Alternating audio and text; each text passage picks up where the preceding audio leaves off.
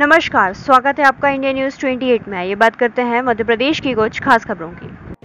मध्य प्रदेश के रायसेन के बाड़े में विंध्याचल पर्वत पर पहुंचे मुनिराज। प्राचीन ऐतिहासिक नगरी, सिद्धि प्राप्त संतों की तपोभूमि बाड़ी कला में इस युग के परम महावीर पूज्य संत शिरोमणि आचार्य श्री 108 विद्यासागर जी मुनि महाराज के परम प्रभावक श्री शिष्य मुनि श्री 108 नेमी सागर जी मुनि श्री अक्षय सागर जी एलक श्री 105 उपशम सागर जी का उपसंग प्राचीन श्री आदिनाथ अतिशय क्षेत्र में विराजमान है। गुरुवार को पूज्य मुनिश्री के उपसंग में शामिल मुनिराज अतिशय क्षेत्र में के उत्तर में स्थित विंध्याचल पर्वत की भदभदा झरना के ऊपर स्थित गुफा में पहुंचे। नुकीले कंकड़ पत्थर कांटों भरे रास्तों को नंगे पैर तय कर पूज्य मुनिराज का उपसंग जैसे ही गुफा में पहुंचा, मन को असीम शांति की अनुभूति हुई।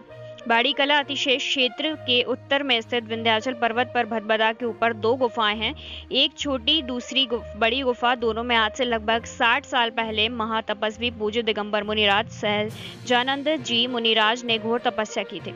ये उन दिनों की बात है जब बाड़ी में विंध्याचल पर्वत के आसपास घनघोर जंगल हुआ करता था और तलहटी में बसे पुरानी बाड़ी तक शेर, तेंदुए आदि वन्य प्राणी पहुंच जाते थे। उन दिनों संतों की तपोभूमि में महातपस्वी मुनि श्री सहजानंद जी महाराज का मंगल पदार्पण हुआ और पूज्य मुनिराज ने घनघोर जंगल की गुफाओं में वन्य प्राणियों के बीच घोर तपस्या की।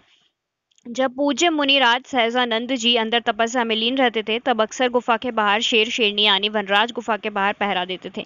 लगभग 60 साल पहले, जब ना कोई जल शुद्धि के यंत्र थे, ना कोई अजैन छानकर पीने का पानी मतलब जानता था।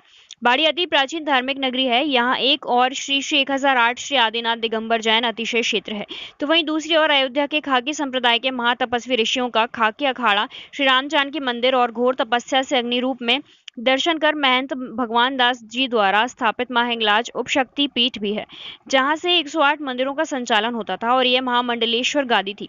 बड़ी संख्या में बाल ब्रह्मचारी संत महंत श्री खाकी अखाड़ा मंदिर जी में रहकर तपस्या और प्रभु श्री राम की भक्ति करते थे। समय समय पर विशाल धार्मिक आयोजन, चंडी यज्ञ आदि भी हुआ करते थे। ठीक इसी तरह यहाँ दूधाधारी मठ भी है। रायसेन से ब्रजेश ठाकुर की रिपोर्ट।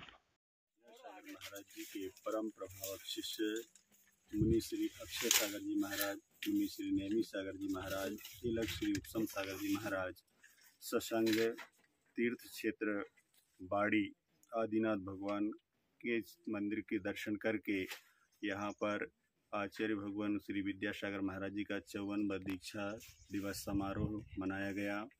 उसके उपरांत में इस पहाड़ी पर मंदिर से करीब 2 किलोमीटर दूरी पर एक जैन गुफा है, तो यहाँ पर मुनिराज आकर के ध्यान करने बैठे और ज्ञात हुआ यहाँ के जो श्रावकों के माध्यम से कि करीब 60 वर्ष पूर्व मुनि श्री सहजानंद जी महाराज इस गुफा में आकर के ध्यान करते थे और रात्रि में विश्राम करते थे। तो यह जैन गुफा है। यहाँ पर जैन प्रतीक चिन्ह प्रतिमाएँ हैं जो हजारों वर्ष प्राचीन है, जिससे मालूम होता है कि गुफाएं जैन संत पहले जंगलों में ही ध्यान करते थे और आज भी ध्यान करते हैं। तो ऐसे जो अतिशय क्षेत्र बाड़ी है, यहाँ पर यह जैन गुफा है पहाड़ी के ऊपर।